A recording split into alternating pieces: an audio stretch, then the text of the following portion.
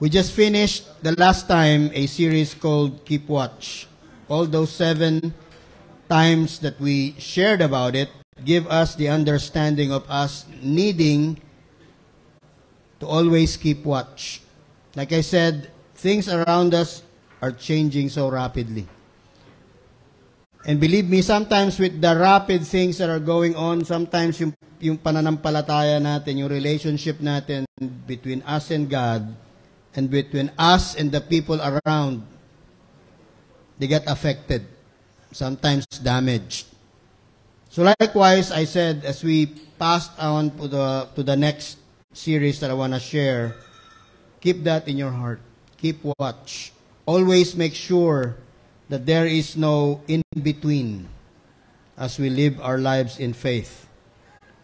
This morning, I'll start a series called Breaking Point. It says there, from brokenness to greatness. Why is it important? Because unless we are broken, we will never really understand the heart of God.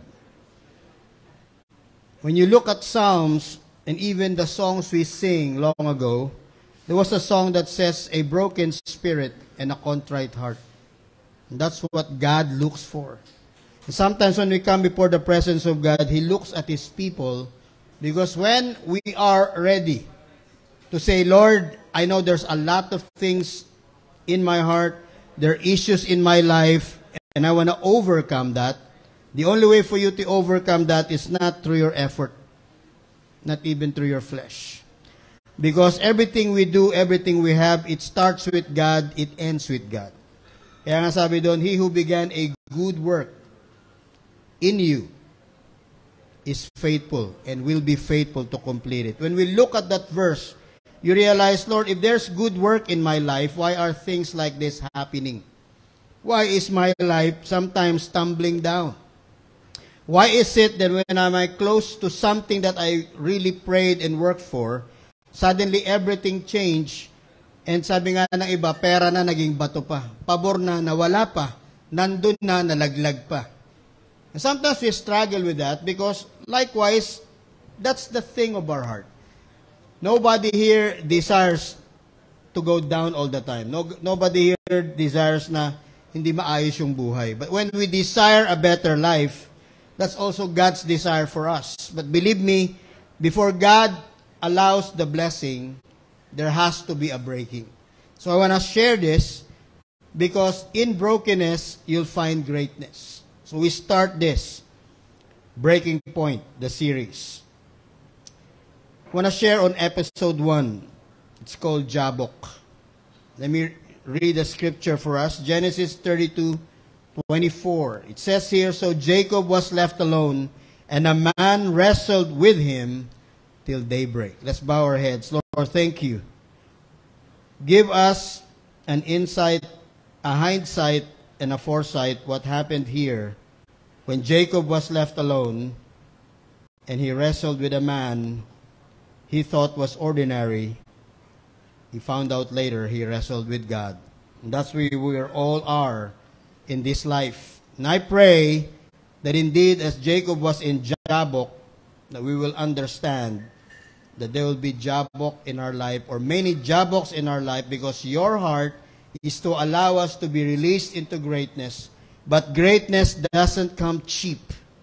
It comes with great sacrifice, and it comes with brokenness. Give us the understanding of your word today, in Jesus' name. Jacob was left alone, and a man wrestled with him till daybreak. You realize, how many times did you find yourself alone in this world? Na paano ako naging alone? Ang dami kong kasama. Totoo. You know, God has a habit of isolating us. He isolates you. Why? Because if an enemy will do the same to you, you know, Satan wants to isolate Christians. Kaya nga tayo, pag lumayo tayo sa mga kaibigan, kapatid, kapamilya natin na nananampalataya, you're putting yourself in grave danger. Why? Because when you're alone, you'll be helpless. That's when you are with Satan, the enemies. But this is a different aloneness. When God begins to isolate you and me because He wants to do something. What is Jabbok, by the way? You look at that picture, you see a river, right? That river doesn't speak of any, di ba? I mean, it's not like the Jordan, it's not like the Euphrates, di ba? It's not like the Tigris, the biggest rivers in the Middle East, na pag tinignan mo sa kabila, pwedeng dumaan yung barko.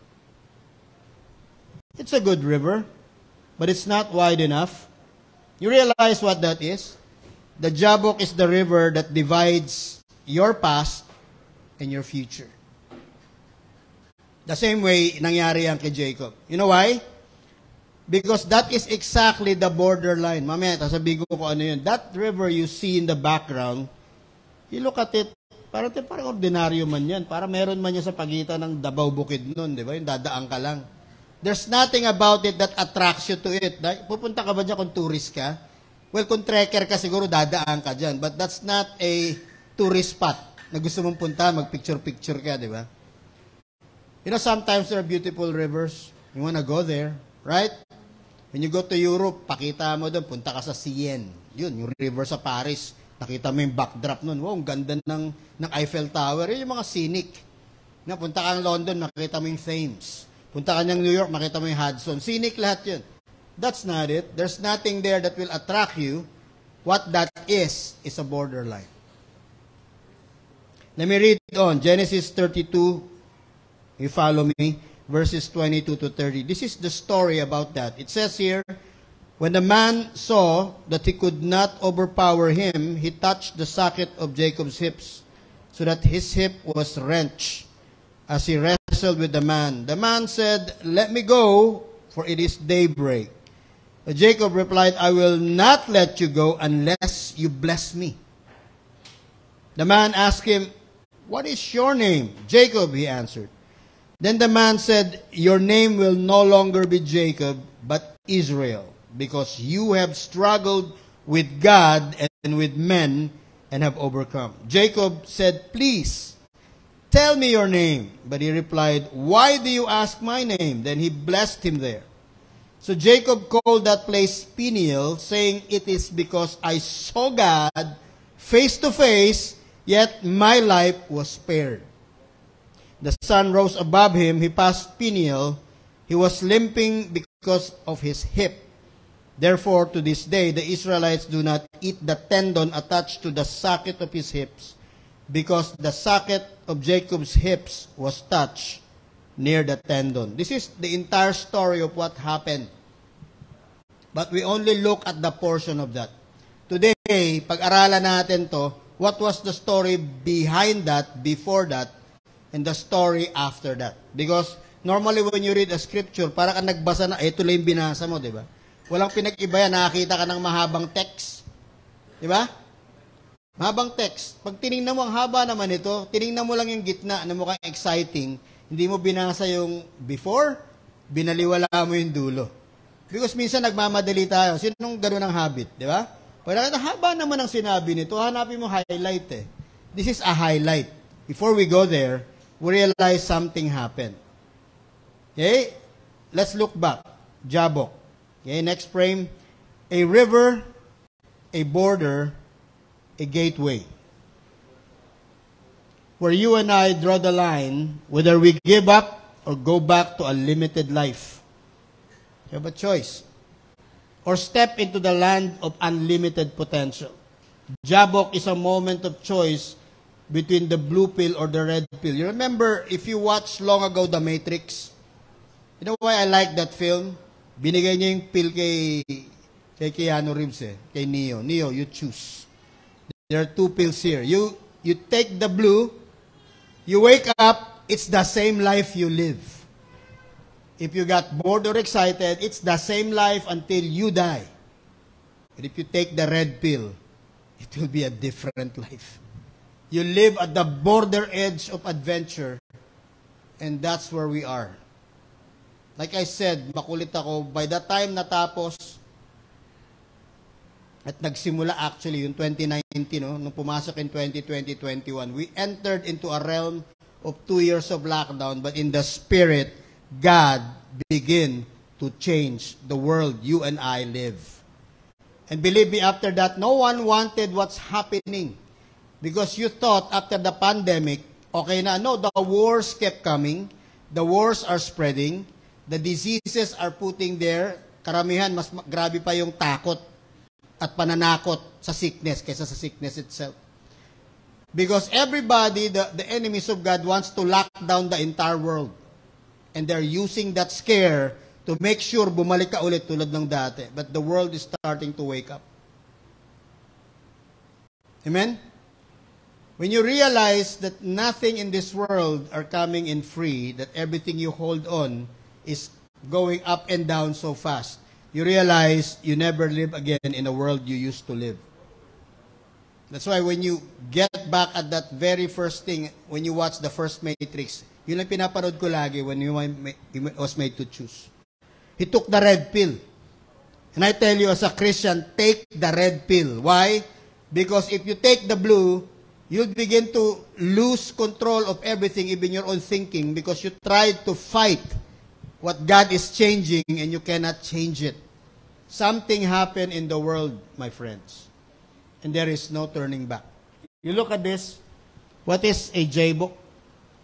Sabi niya, to stay on the bleak, painful, sinful fast, and never-ending blame-shifting or face your own firing squad.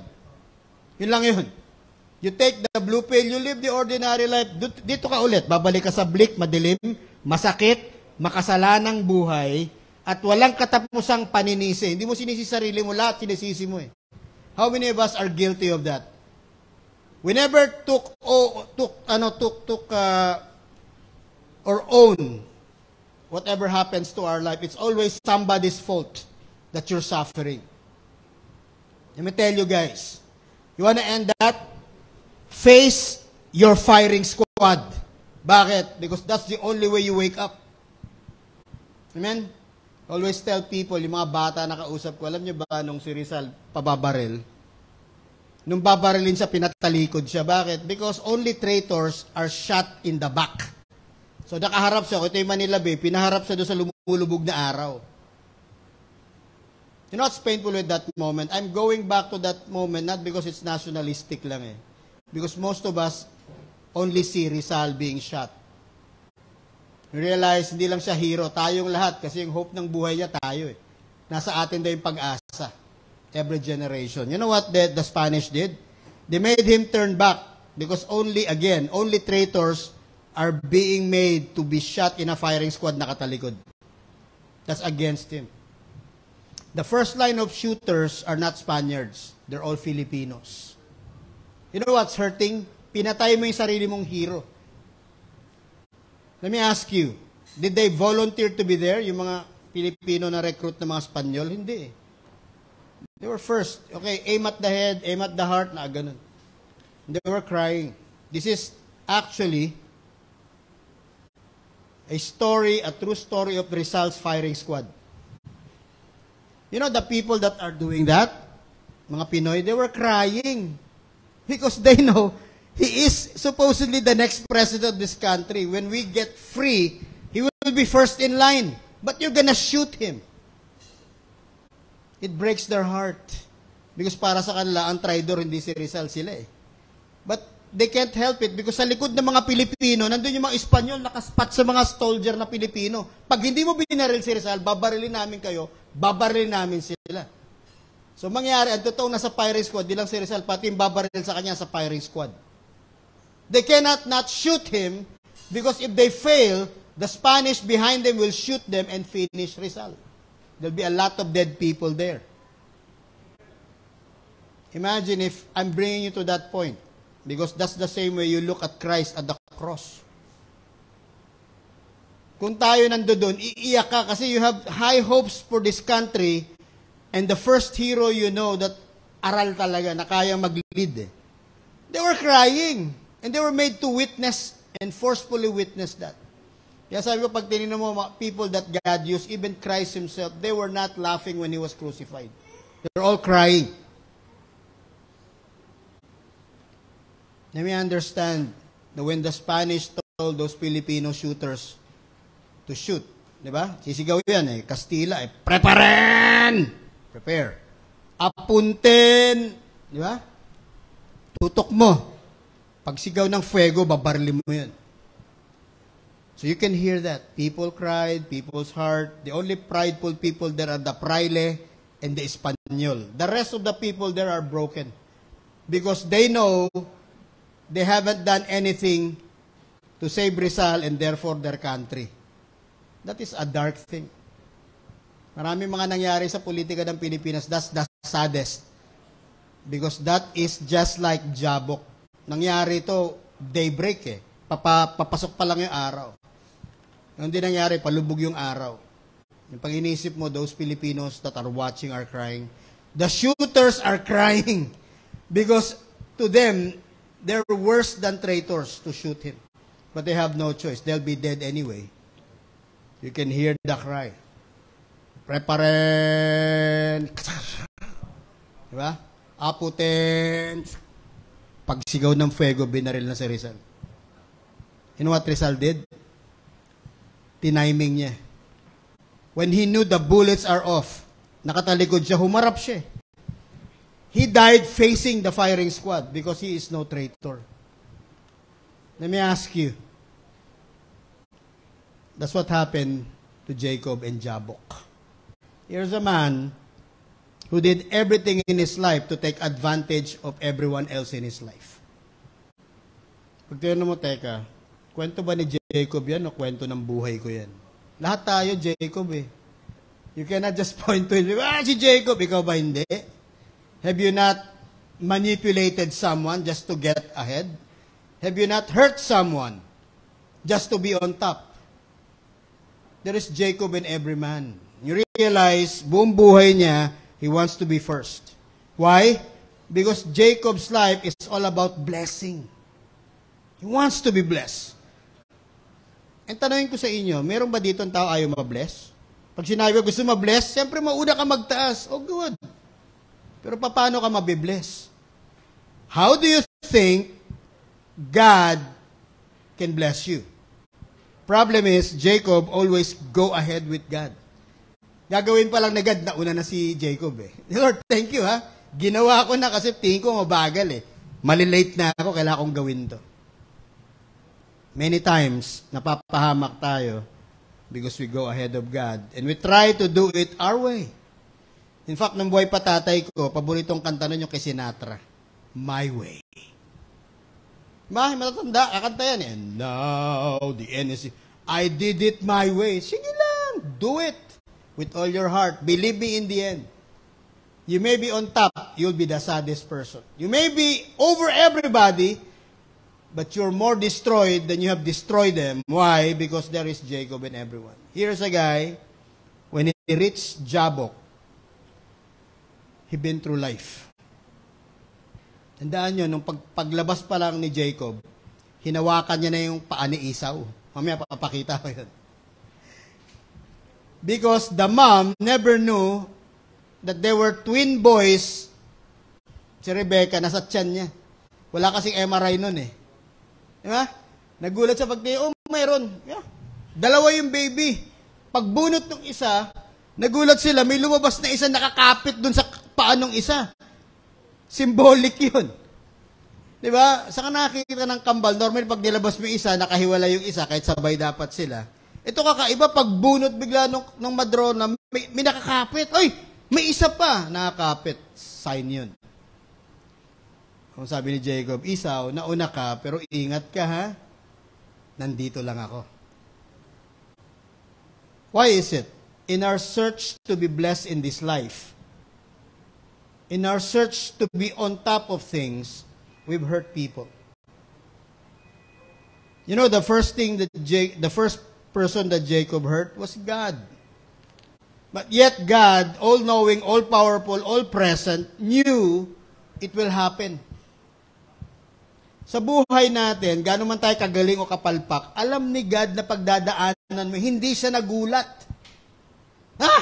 Ba't di niya ako pinigilan? Gusto ni God, matuto ka doon sa mali mo. Pero bakit ganyan? Karamihan sa atin, paulit-ulit. Kasalanan kasi niya eh, talaga. Ikaw ba, di mo kasalanan? Tanda mo ha, kung magkakaibigan lalo sa mag-asawa, sabi nga nila, it takes two to tango. May nakita ka ba nagtango mag-isa? Sino mahilig sa tango na dance? Ang sarap, di ba? Stylish, classic. Wala akong nakita nagtango mag-isa eh. Lagi kami ka-partner. Eh, ba't kasalanan niya lang, di mo kasalanan? Think about it. If you don't learn from that, you keep on rolling, going again and again and again and again. Sadly, kung di ka broken, mabubulo ka lang sa dulo. Because God is outside your time, your lifetime, your timing, and He's telling you, stop it, change. Be here, broken before me. That's the only way I can remake your life. And here is Jacob, buong buhay niya. They started with that. But even then, God knew what Jacob will be. Mga kapatid, paalala ko, alam ni God buhay natin. Mula nung inalaw niya tayo sa spirit, ipanganak dito sa flesh. Alam niya yung mula umpisa, gitna hanggang dulo. That's why faith and life itself is a struggle in faith. Because you have to walk life even though it hurts. Even though it's uncomfortable, even though it doesn't favor you, understanding one thing, that God who gave you the right and the life to be alive, knew your life. He knew you.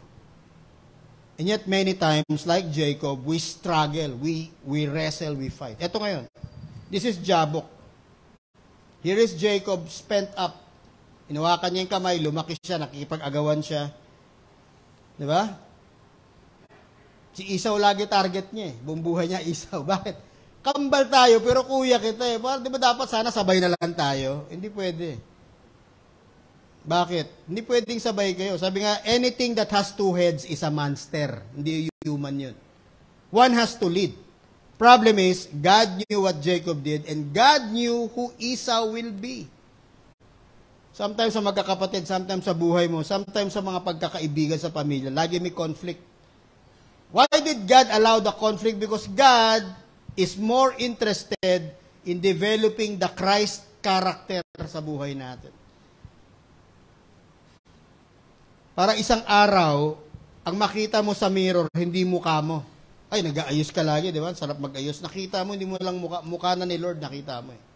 When God sees that, then finally, you're in for a greatest adventure ng buhay mo. Because finally, God can start blessing you without limit.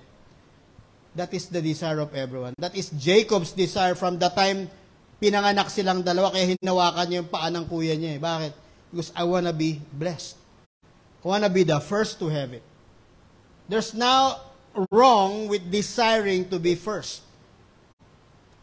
Let me tell you that. If you know you wanna be the best, be that. But not at the expense of others.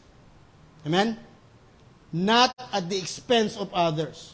If I may be first, it's because I'm a blessing, not because I just cut off everybody, step on their neck, and become the winner. That's not it. If you live like that, that's how Jacob lived. Ito siya ngayon, Jabok. So many years. A generation has passed. Diba, naalala nyo? Niloko niya yung kapatid niya, tumakbo siya palayo eh. Bakit? Because Esau finally got so angry with him.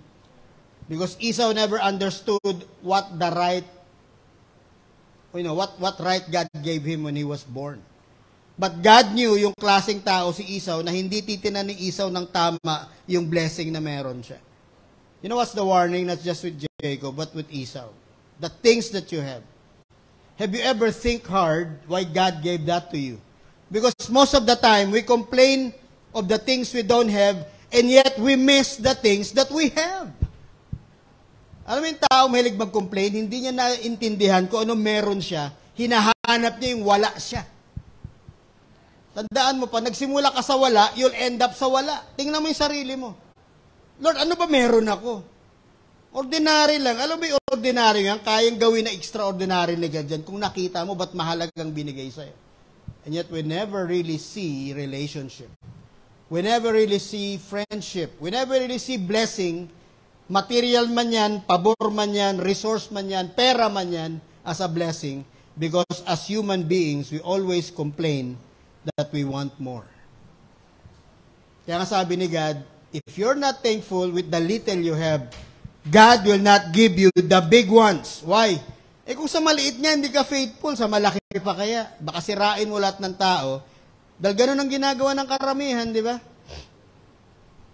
I was in Manila before, I met a very rich man. And sabi niya, ito, ano to, Taipan to. Akala ko ordinaryong Chinese lang yung kausap ko. Grabe! Sabi nung kaibigan ko, alam mo kung sino yung kausap ko nung nagkape kami. Sino yun? Ay magnate ng isang malaking industriya dito yun. Wow! Very wise old man, but very bitter. Pinagmalaki pa niya, alam mo, Pastor Mel, may isang batang Filipino-Chinese na mayabang, dinurog ko. Sabi ko, parang nagulat ako. Proud pa siya. It hurt me because as an elder, you have to understand that young people are like that. Mayabang talaga yung mga bata because tingin nila, mas magaling sila. Mas advanced sila, mas cutting edge sila. You're fighting against a giant. And yet, yung kayabangan ng kabataan, dahil tingin mo mas magaling ka, nadurog siya. Sabi ko, sir, you just wasted, like you said, 100 million. Sabi niya, that's chicken feed. I wanna teach him a lesson. What? 100 million plus lesson to put down someone? I don't understand that. We realize that sometimes people are like that, but how can God be more? Here is Jacob. Tumakbo siya, di ba? Sabi ni Esau, niloko mo na ako sa birthright, di ba? Gutom siya. Akin na, kahit ano nabigay, anong kailangan mo? Pahingi ng sabaw, ininom niya, di ba?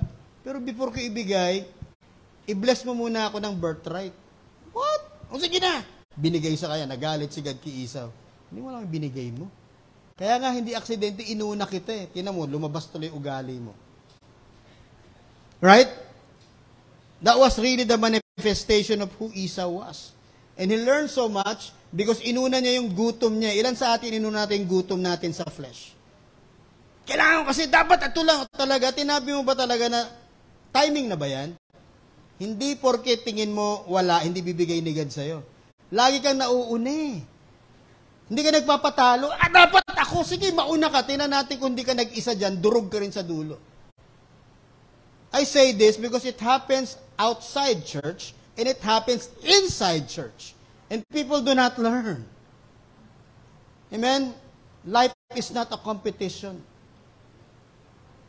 You're not up against anyone, magaling man, mahina, o katabla mo. You know what's your greatest competition? Not even the devil is already defeated at the cross. Your greatest competition is yourself. Your greatest enemy is yourself.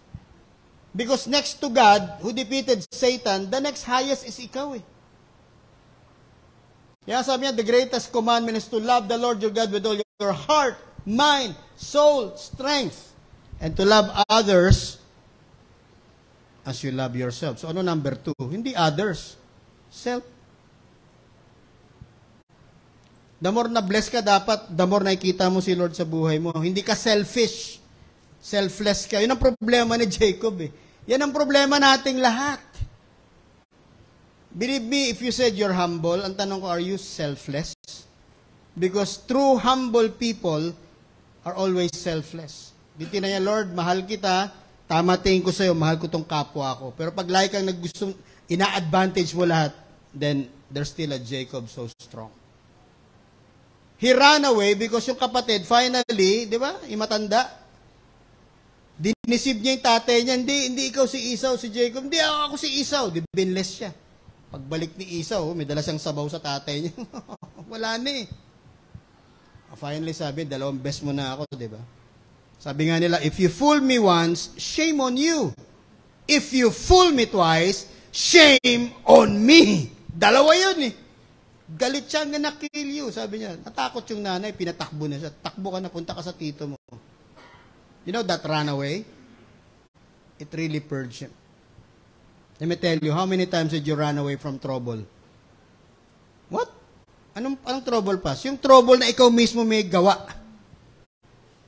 Hindi yung trouble na bigla nalaglag sa harapan mo, yun, labanan mo yun. Kasi challenge yun. Pero yung trouble na ikaw gumawa, yung sunog na ikaw mismo nagpaliyab, ilang beses kang tumakbo. Ganun ginawa ni Jacob, takbo siya eh. Ayoko na nito, kagagawan mo yan eh. Bakit? Kasi manipulator ka eh. Selfish ka eh. Foolish ka eh. Takbo. Punta sa uncle, di ba? Many years. Kahit ka mag-anak, mas worse pa yung trato sa kanya. Paano? Dalawa anak niya, di ba? Crush niya yung bunso. O so papakasalan niya, pagbukas niya ng veil, yung ate pala. Sabi nung tiya niya, o gusto mo pala, di 7 years ulit. Kung gaano siya ka-foolish, what you sow, you reap. Binalik sa kanya. Lahat ng inalagaan niya, inaagaw sa kanya. Lahat, tinitake advantage siya ni Laban eh. And then yan, nagkasabit-sabit na doon, di ba? Napakasalan niya yung ate, instead yung bunso, nakuha niya yung bunso, nag-away yung dalawa, dahil di mga anak yung bunso, karera na. Itong maid servant ko, anakan mo. So naging 4 yung asawa niya instead of 1. Your trouble begins to multiply because the moment you don't face the consequence of your own action, you will have to face that. And finally, after so many years, so many victories and ultimate failure, every time na nanalo siya, kinukuha ni Laban eh. Hindi pag ganun tayo, hindi naman tayo talo eh. Panalo tayo, pero ba't di ako masaya? Ba't pagdating ko dito, laglag na naman? Ganun nangyari sa kanya. Finally, he woke up. I wanna return. Balik na ako dun. Bakit? Eh, lahat ng kalokohan ko binalik sa akin. I only want 1 wife, I got 4. Now, I have 11 children. Actually, +1 yun. Kasi nung pabalik sa buntis si Rachel eh. Si Benjamin. Right? There are consequences in your life that even if you think was wrong, because God, because of His grace sa buhay mo, didn't want you disgraced. That even if you did wrong, iningatan ka niya eh. I want us to get out of this place understanding, Lord, palpak ako, pero bakit ganun? Mas malaki pa ng palpak ko sa iba, bakit sila yari? Ako, buhay ako. Unfair, di ba? Mas malaki pa yung kasalanan ko sila, pinitik mo agad. Ako sabit na, grabe. Di ba? That alone should be enough for you to wake up and understand, Lord, I need to face my firing squad. Jabok is the firing squad of Jacob. Not that he's tired. Because of one thing. Kahit anong struggle niya, hindi niya marating yung destiny niya. Paalala ko lang sa inyo, lahat tayo may destiny. And God is so patient na kahit sa pagtanda mo, kung isang araw na lang, mamamatay ka na para mapulpil, ipapapulpil niya yun. Ganun siya kabait. Pero ba't naghihintay ka na isang linggo na lang yung buhay ko, saka ipupulpil? Buhay ka pa eh. Malakas ka pa eh. Tumatanda na ako, God doesn't matter.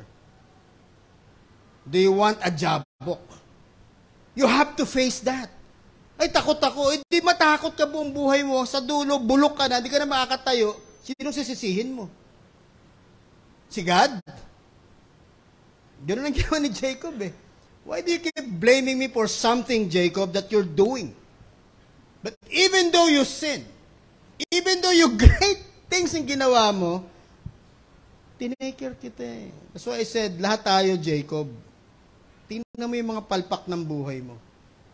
Hindi ka ba nag-isip? Paano ka tinake care ni God? Hindi ka ba titigil? Pag hindi ka tumigil, darating yan tayo, mauubos din yan. Durog tayo. We don't want that. We want a life of fulfillment. And it starts with obedience. Jacob tried to do it his way. God said, I had a way. And sometimes why it takes long, like Jacob, taon na yung lumipas, because of that kind of mentality na kaya ko to, Lord, alalay lang kita. Pag kailangan kita, parang waiter, di ba? Tatawag kang gano'n, di ba? Waiter, tubig. Hindi mo waiter si God eh. Boss siya eh. Siya yung manager. Paano mo siya tatrato na waiter? He owns everything, including your own life. And yet, ganun yung attitude natin. Look, that's Jabok. Finally, he went there. There's nothing. Nakita niyo yung picture, di ba? Not a scenic place. But God, wait. Kaya nakita natin nung daybreak. Ano na eh, di ba? Sabi nga, the darkest moment of every day is just before sunrise. Ang pinakamadilim na bahagi ng isang araw na parating, ng bagong umaga. Bago sumikat yung araw, alas 4, labas ka, mas madilim pa sa 12 midnight. Ang dilim. Sa buhay natin, pinapakita lang sa nature na alam ko madilim, wala akong pakialam doon, magbe-break out yung liwanag. Kung ikaw patient at susunod sa akin, liwanag na yung buhay mo. Bagong umaga. Bagong araw! Bagong ikaw! Mamili ka, doon ako sa luma. O di sige, tara! Hanggang maubos yung lifetime mo, di ba? Di ka naman forever eh. Mag-expire ka rin. Jacob was tired. That was so many years. Decades, balik siya, 11 na yung anak niya. Ulitin ko, isa lang target niyang girl, naging 4. Blessing ba yon? Ha? Sa mga playboy, blessing, ay gumo, no? 4 yung chicks ko. Talaga? Happy ka nun? Tinan mo naman yung mga anak ni Jacob, di ba? Kahit nakatawid sila, nag-aaway-aaway. Di ba? Halos patayin nga nila yung bunso eh. Si Joseph eh. Ito mo yung kwento. Hindi naman natapos doon yung kalbaryo niya, pero doon siya natauhan eh. Jabok. Yung river na yon. So nung pumunta siya, ito yung senaryo. Kita ko sabi niya, babalik ako finally. Ang una kong kalaban si Esau. Naku, yung kuya ko naghihintay na yun. Talaga, babalik ka rin sang araw. Alam ko, kakatayin kita. Tutuparin ko yung threat ko. Takot na takot patay pagbalik. Ang dami kong problema nito. May mga anak ako, asawa, baka ubusin kami. Alam mo yung fear? Alam ba't maraming tao sa dami ng problema ginawa? Sa dami ng kapalpakan at saka ginawa, takot ka nang bumalik kasi alam mo, marami talagang babawian ka eh. Pero tanong, hindi ka pa babalik doon? Kasi kung gusto mo ng total promise na talaga, Lord, sa dulo ng buhay ko at before that gusto ko mabless, kailangan harapin mo yung firing squad mo. Kaya nakwento ko si Rizal. Traitor ka, hindi ako traitor, bang! Pag gano'n, humarap siya. Oh. Wow. God's looking for heroes. But the opposite of heroes are traitors. Ang kaunang nag-traitor, sa calling mo kay God. Sa sarili mo. Kasi inuuna mo lagi sarili mo. Kailan makalamang, diba? O di lumamang ka, i-add natin sa dulo, i-multiply mo pa. Sa dulo, lugi ka, nasa negative ka. Bakit? Because that's not the way God was supposed to bless you. Ito ngayon siya. Kaso nga lang, pagdating doon sa Jabok, kung border siya, kung gateway siya, hindi si Esau una niya nakaharap. Si God. Sabi ni God, babalik ka rin, di ba? Alam mo, si Esau nagsabi, babalik ka rin. Si God, yun na, protektahan kita. Sabi nga nung kanta ni Gary, kahit tagal mo nang nawala, babalik ka rin. O, babalik, di ba? Babalik. At babalik ka rin. Bumalik siya eh. Bakit? Ito, 3 things about Jabok. Una, calling. Your promised land is a place of your maximal potential. Isipin mo ha, kung saan sinabi ni God, yun ang teritoryo ng buhay mo, doon kanya ima-maximum. Ano yung maximum? Maximum relationship, maximum wisdom, maximum finances, maximum influence. Sinong ayaw nun? Lahat. Di ba? Gusto ko nun talaga, broken ka ba? Ay, hindi Lord, ayoko magpa-broke. Ay, di wala tayong pag-uusapan. Ayaw mo mabasag eh. Gusto mo buo ka lagi eh. Tanda mo, kung gusto mong buo ka sa dulo, basag ka pa rin. Sa dulo, wala na ako. Sa dulo, wala na magre-rescue sa'yo. Ngayon mo simulan. It doesn't matter kung bata ka, matanda ka na sa gitna. It doesn't matter. Go to that. So, ito na.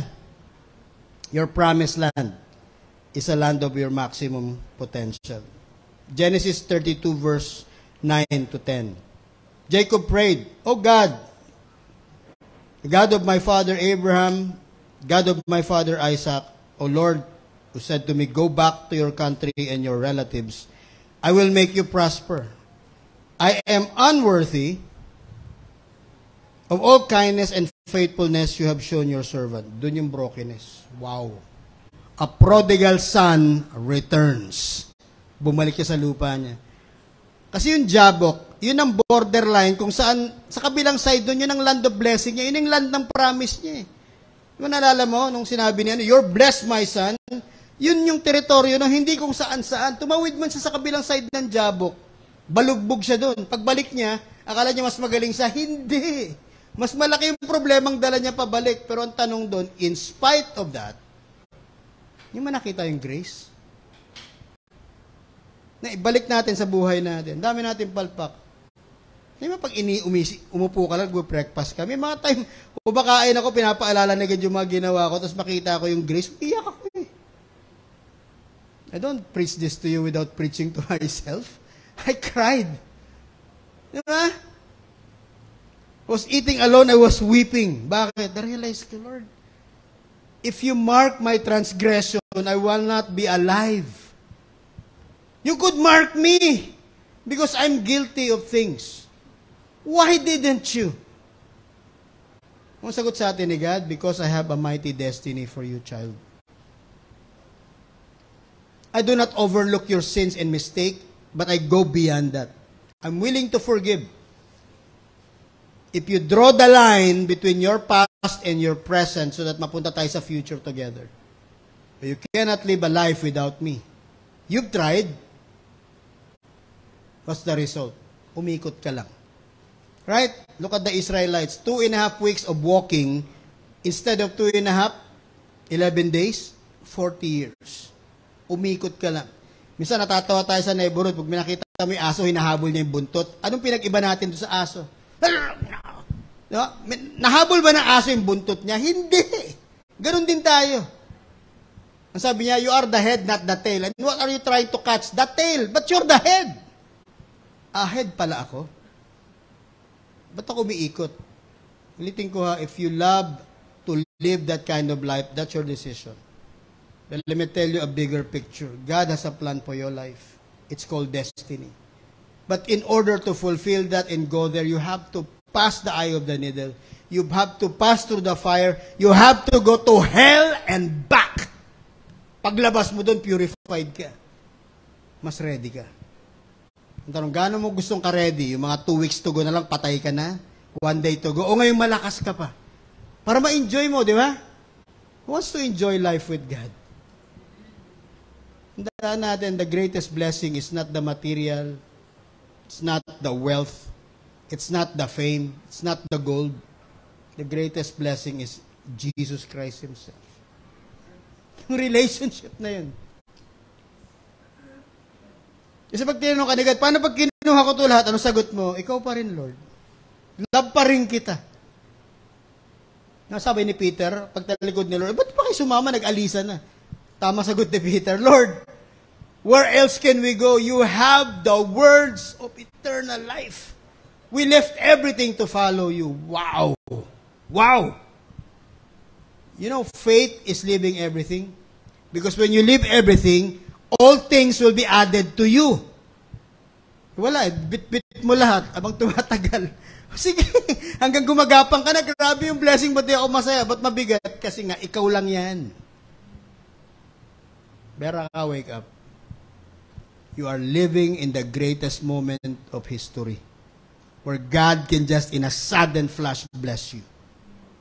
And yet, you still try to struggle because we all do. Hinintay siya ni God eh. Ayun naman pala eh, naniniwala ka, may blessing, di ba?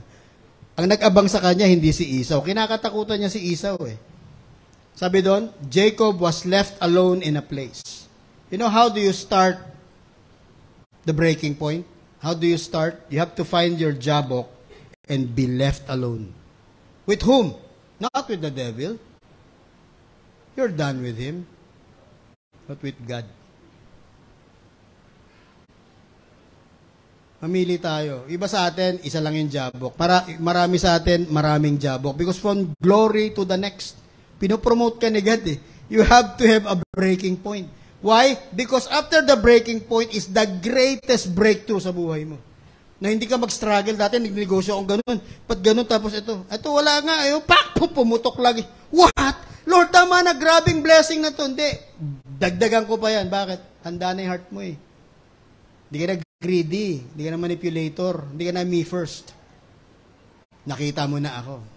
So, ang tanong, kailan mo gusto matuto? Ito na siya. God was waiting for him and they wrestled. They wrestled. You know, breaking point? It's like a Jabok, you wrestled with God. Where do you wrestle with God? No longer here in what you do. You wrestled with Him in your mind and heart and spirit. Because finally, you have to surrender. Diba? Imagine mo, ni-wrestle niya si God. Hindi pinakita ni God yung mukha. The way God wrestled with him, He put His face away. Because tama sinabi niya kay Moses, no one can see my face and live. So talo pala si God sa wrestling. Talo si God, nasa form siya ng tao, dahil hindi niya mabigay yung best niya, dahil hindi niya pwedeng humarap kay Jacob, patay yun. Patay yun. Ba't hindi siya pwedeng ni God. Paano naman, di ba? From Jacob will come Judah, from Judah will come, di ba, David. From David will come Jesus Christ. Pag namatay si Jacob doon, walang salvation sa mundo. Ganun katindi si God, nakita niya ng thousands. Pag ito pinatulan ko, hindi makakabalik yung anak ko dito, patay lahat ng tao, wala tayo dito sa church. Kaya nandito tayo, nangyari yung jabok eh. Pak! Unfair! Anong gawin? Hindi mabigay ni God yung best na i-wrestle siya sa ganung level eh. Because He won't allow His face to be seen. What's your name? Di ba? Pinipilit ilayo mo. Unfair yung wrestling na yun. Para ka nakipag-wrestle na yung kamay mo nakatali. Kamay ni God. He can't eh. Pwede naman yung di ba? Naabot ng kamay niya yung sakit dito. Makulit ka. Pak! Pinitik ko. Di ba? Alam mo, trophy natin sa buhay ng kapalpakan tsaka tigasan ng ulo tsaka rebellion.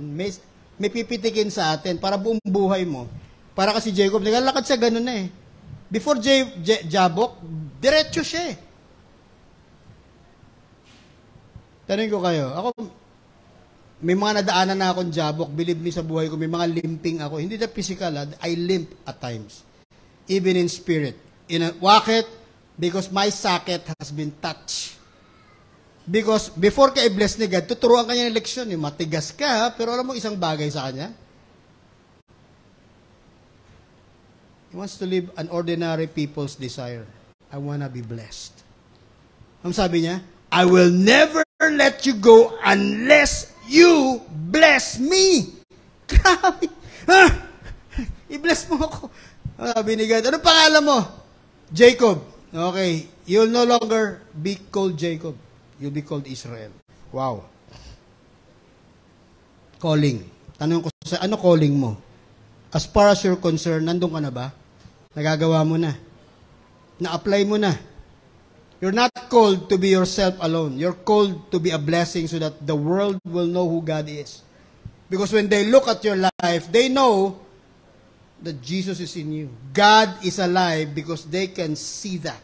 The way you live, the way you bless, the way you are blessed, there's no denying, tao ka ni God, anak ka niya. That's calling. It's not a mystical thing. Calling is something that can be seen in our life, whether we declare it or not, people will look at it as a natural means of who we will be. Second, healing. Reconciliation with Esau and Isaac. Bakit? Niloko niya yung kuya niya, niloko niya tatay niya. Nakita niyo yung picture na to? Ayan, no? Ayan, no? Esau means red. Hinawakan niya, oh. 2 nations are in your womb, sabi ni God kay Rebecca. The 2 peoples from within you will be separated. 1 people will be stronger than the other. The older will serve the younger. Why? Because God knew ahead of time anong klaseng buhay meron ka. Tanong ko, alam mo ba kung anong klaseng buhay meron ka? Alam mo ba yung pinangako ni God sa'yo? Pag malabo, alamin mo. Paano ko malalaman? Dapat broken ka muna. Di ba? Kasi pag hindi ka broken na lang, baka yumabang ka pa, mas marami ka masaktan. You know why we live a limited life? A limited blessing? Because we never, ever come to our jabok and face the Lord. Mo, ang greatest fear ni Jacob, makaharap niya yung kuya niya. Pero nakaharap niya si God. Sabi ni God, okay, I draw the line. You cannot enter this part which is totally the promised land, and that which is not part of my blessing. That's your past, this is your present and future. But you cannot cross unless you face me. Hinarap nga niya, di ba? Nag-wrestling sila. So tanong ko sa'yo, nakipag-wrestle ka ba kay God? Bakit minsan maganda makipag-wrestle ka kay God? Nakikita mo yung sarili mo eh. Nakikita mo yung sitwasyon mo. How do you start that? Humility. Humility leads to the cross. And when that two is add up, you end up on your knees praying. No one can face God in reality without changing. You change because you have a Jabok experience. Sabi dito, fearful of Esau's revenge, sending surrender feelers to Esau and his 400 men from Seir and Edom. Alam mo, si Esau, naintindihan niya, hindi siya na-bless eh. Di ba?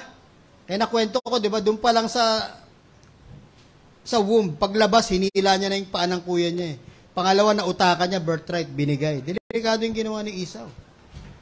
Tandaan niyo ha, yung pangako ni Lord sa'yo, huwag mo basta ibigay. Yun eh. Destiny mo yun eh. Pag ayaw mo i-fulfill yun, mananagot ka kay God. Ganun nangyari kay Esau. May dala sa 400 men. Hindi ito yung mga men na yung mga payat na mahihina. Leader si Esau, di ba? Sabi niya, 2 nations. Naging nation din siya. Kung may Israel, si Esau, Edom yun. Kaya nga Edom means red. Yung mga Edomites, yun ang kalaban ng mga Israelite, nung dumating sila sa Promised Land after Egypt, tinitira sila nun. Kapatid nila yun eh. Kaya galit na galit si God sa Edom. Ano ba? Kamag-anak mo yung dumadaan. Hindi mo inabutan ng tubig. Kaya nagalit si God sa Edom. Why do you do that? Yung mga ninuno nyo magkapatid eh. Yung mga angka na sumunod, di na magkakilala. Inaaway nila yung mga Israelite. Huwag kayong dumaan sa teritoryo namin. Bawal uminom dyan. Kaya mo nangyari, di ba? They become 2 nations. May dala sa 400 men. Hindi yun mga naglakad lang na macho. Lahat yun may mga dalang, So, nung makita niya, hala ka. Mukhang ito na yung mangyayari, di ba? Genesis 33, verse 4. Let me read that. Esau ran to meet Jacob and embraced him. He threw his arms around his neck and kissed him, and they wept. Opposite yung nangyari, nagkita siya. Nakita si Esau yung takot niya. Tinakbo siya ni Esau eh, parang prodigal son. Niyakap siya pa. Nasubukan niya ba mayakap ng totoong kaibigan? Alam mo yung half na yakap, hindi yun sincere. Di ba? Ako nasabi ko, 40 years, nung makita ko yung mga kabats ko, sabi niya, Mel, buhay ka pa. Alam mo, naramdaman kong yakap, yung yakap ni Esau. Nawakan ako dito. Grabe yung hug. You know what that is? That's how brothers greet each other. Niyakap ako, niyakap ko. Wow, I feel welcome. I missed you for 40 years, brothers. Mga barkada ko, mga dabarkad sa kalokohan dati. Mayet, di ba? That's how he saw him. Wala na yung galit niya. Pag hindi ka ba naman, isipin mo, dalawa na nga lang kayo magkapatid, patay na yung nanay nyo, hindi ito kasama nung libing nung nanay, hindi siya makabalik eh. Pinatakbo ka ng nanay mo dahil papatay ka ng kuya mo, namatay na yung nanay, wala siya doon sa libing. Pero makita ni Esau yun, manadurog siya, dalawa na lang tayo, tapos galit pa ako sa'yo. I don't care kung nangyari in the past, kasalanan ko yun. Hindi mo lang kasalanan ko, binigay ko yung birthright ko eh. Doon na find out ni Esau, mahal kita Jacob eh. Tama si nanay. Doon pa lang sa womb, alam ko, ako nauna, pero actually second lang ako, ikaw first. Ngayon natanggap ko na, niyakap niya si Jacob. They wept. Hindi ito yung klaseng wept ng mga men na, alam mo, pag may umiyak na laki, pag gilid-gilid lang. Ibang wept to, atungal to, iyak yun. Tama. Tama yung sinabi ng kante. Alam mo nangyari? Nasabi kaya niya, sorry, no need. Sabi nga, you say it best when you say nothing at all. Pagyakap. Iyak siya. Bakit? Kuya ko na yun eh. Tama. Hindi sabi, sorry, wala. Niyakap siya eh. Doon pa lang malaman mo, pinurgive ka na ni Esau. Kasalanan mo man din. Di ba? Gusto mo unahan lagi kuya mo. Sabi niya, Genesis 33, no please, sabi niya sa Jacob, if I found favor in your eyes, accept this gift. Kasi, nung nagpadala siya ng surrender feelers, di ba tayo, pag may problema tayo, may kasalanan tayo, meron tayong padulas, di ba? Ano yung padulas? Tama? Gusto mo sorry, di ba? Para mag-asawa, pag nag-away kayo, magulat ka na lang, grabe yung bigay sa'yo ba? Para saan to? Sabihin ng girl. Wala, ano lang yan. Ang tawag doon, sorry. Tama? So, nag-sorry siya. Dami niyang gift. Sabi ni Esau, di ko na kailangan yan. Bakit? Ako, grabe rin akong binless ni God. Tama, di ba? He will become a nation. He will be blessed. Sabi ni Jacob, I insist. Grabe yung, kuya, grabe yung ginawa ko sa'yo. Tanggapin mo to, please. If you say, pinatawad mo ako. Anong sabi ni Jacob? For to see your face is like seeing the face of God. Now that you have received me favorably. Nung ni-wrestle siya ni God, di pinakita yung face, nakita yung mukha ni Esau, niyakap siya. Sabi niya, parang si God din yung Kasi nung hinawakan yung leeg niya, para siyang ni-wrestle ni Esau. Now, I'm seeing the face of God in your face, because if God is forgiveness, kuya, you have forgiven me. Kaya pag sinabi mo, I'm a woman and a man full of love, ang tanong ko the next is, if you are, how much have you forgiven? Sabi, grabe talaga ako magmahal. O sige, sabihin natin, totoo yan. Pero gaano ka kalupit magpatawad? Kasi equal yan eh. If love is a command, forgiveness is a command from God. Because pag hindi ka nagpatawad, sisirain ka nun. Diba? Sa Pilipinas, punong-puno tayo nun, diba? Gawa na ang balang papatay sa'yo. Gano'n, diba? Bukas, hindi ka na sisikatan ng araw. Diba? Gawa na, puno na ang salop, dapat ng kalusin. Diba? Bukas, luluhod ang mga tala. Puro galit eh. Kailan ka ba nagpatawad? Di ba mga title ng mga pelikula, blockbuster pa, kaya lahat din, yari din. Kasi grabe, massive unforgiveness. If you're a man of God, if you're a child of God, if you're a woman of God, okay, I don't doubt that you can love. My question is, how much have you forgiven? Bakit? Because you're forgiven so much. Paano ko napatawad? So much forgiveness, Jesus went to the cross. God Himself became a man and died for you. If that is that type of forgiveness you and I receive, what more can we need? Amen? Dalawang beses na kipag-wrestle si Jacob. Kay God, di lang pinakita yung mukha. Kung di ko lang naisip si Jesus Christ, yayariin na kita. Bakit? Alam ko, thousands of years later, papanganak yung anak ko, masisave lahat, yung mga taga-Bera ka, uupo dun. Nag-wrestle tayo yung araw. That was thousands of years ago. God knew the future. That's why we're saved. But then, between men, was forgiven by his brother. Have you lived a life of love? If you say yes, my next question, have you lived a life of forgiveness? Because in this life, like mo offend. Okay, going to the last, there is set up an altar and called it El Elohi Israel. Bakit? Doon siya napatawad eh. When God blesses Jacob, di ba? Okay, I'll bless you, but I cannot give you my name. Esau blessed him. He built an altar.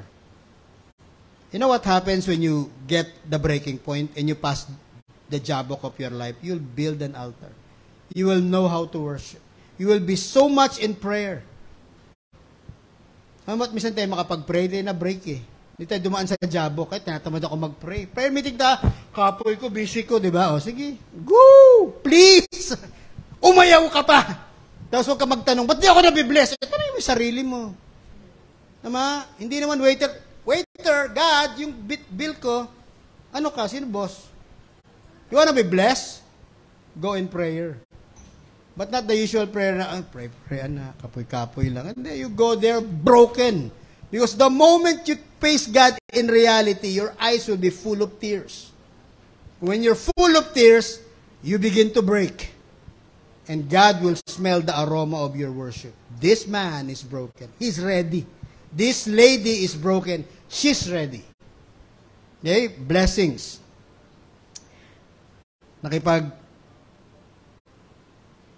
Nakipag-wrestle siya. Bakit? Because God has to let him there. Healing. Dumaan siya doon, di ba?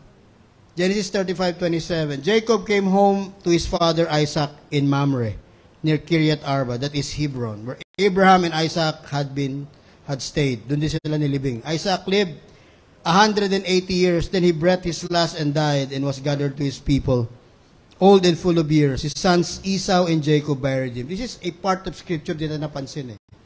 Akala natin nung bulag si Isaac, katapusan niya na hindi. At tagal niya pang nabuhay, bulag lang siya, buhay siya. You know the good thing with it? Hindi niya wala sa libing ng mami niya. Hinintay lang siya ng daddy niya. Ano gano'ng kasaya si Isaac to namatay siya? Nakita niya nagbalikan yung kambal. Na-break yung heart niya, namatay yung si Rebecca, wala man lang si Jacob dun. Before he died, God completed the forgiveness. Of course, lumapit yun sa tatay pa. Forgive me ako, grabe nilansi kita, hindi naman. Hindi naman si Esau yun. Ako naglagay lang ako na alam ko na. Pero alam ko rin yung sinabi ni God sa nanay mo na dapat ikaw yung mabless. Do you think hindi alam ni Isaac yun? Narinig na rin finally yung asawa niya. Kaya tayo mga lalaki, makinig tayo sa mga asawa natin. Hindi lang ikaw yung nagsabi, destiny to ng anak ko. Dapat mag-usap kayo doon. Sabi ni God kay Rebecca, dalawa yan, yung nauna, ang mag-lead actually yung pangalawa. I believe all his life, kaya nagkaroon ng favoritism. Inaayawan ni Isaac yun. Finally, he said, okay. Di ba? Kaya umiyak siya, minatira pa ba sa akin? Wala na, kinabless ko na yung kapatid mo eh. Di ba? Sabi doon, di ba, with Esau,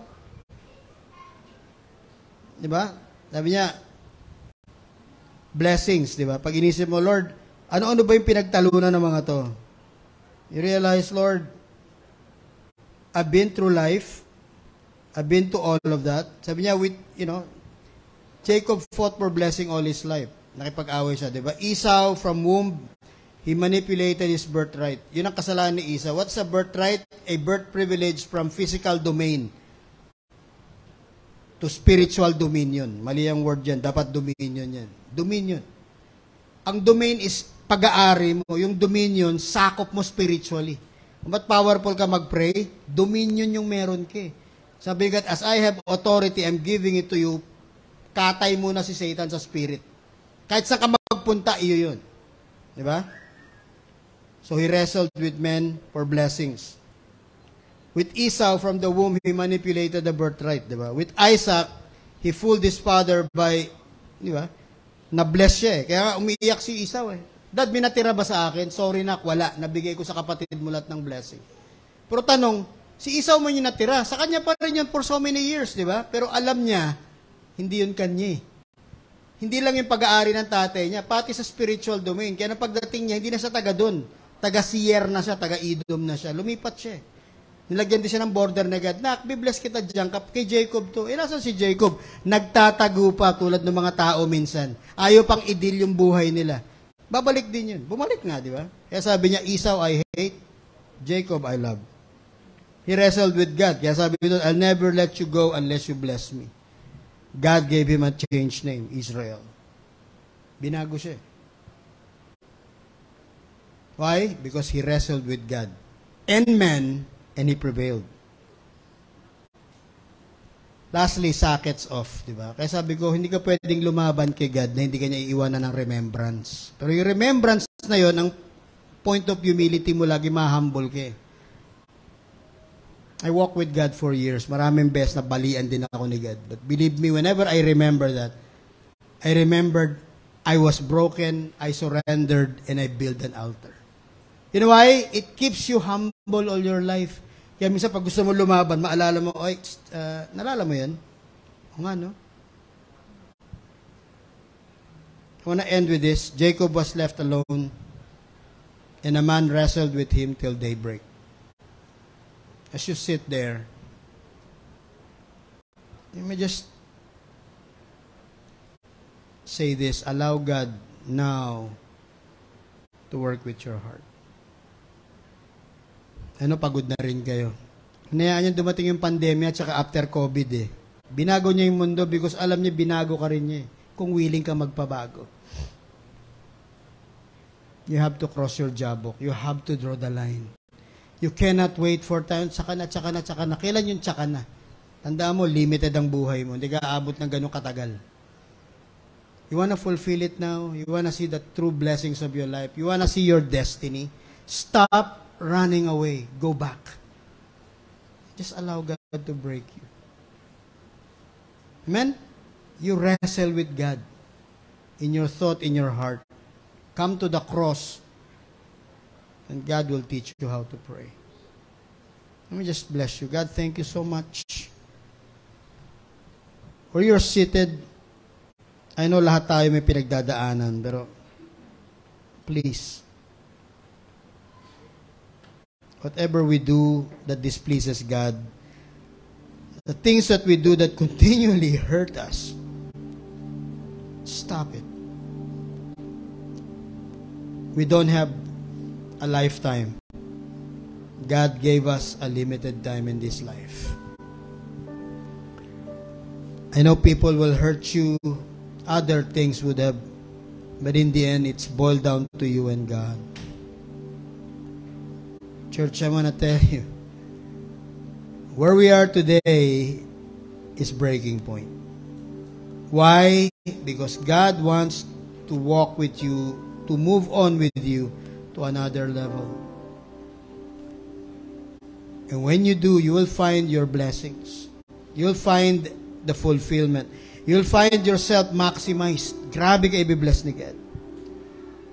Whether you're maturing, you're older, you're still younger, where you sit, you just take this moment and ask God, Lord, I'm sorry. I want to run.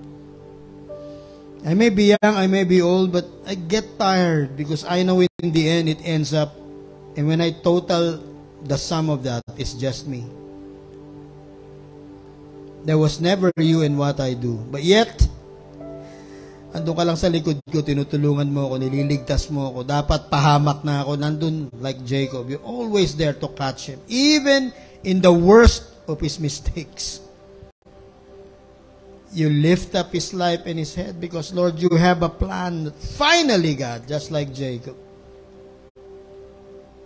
you draw the line. Help us cross that. We wrestle with our hearts. Di lang ngayon, but for many days.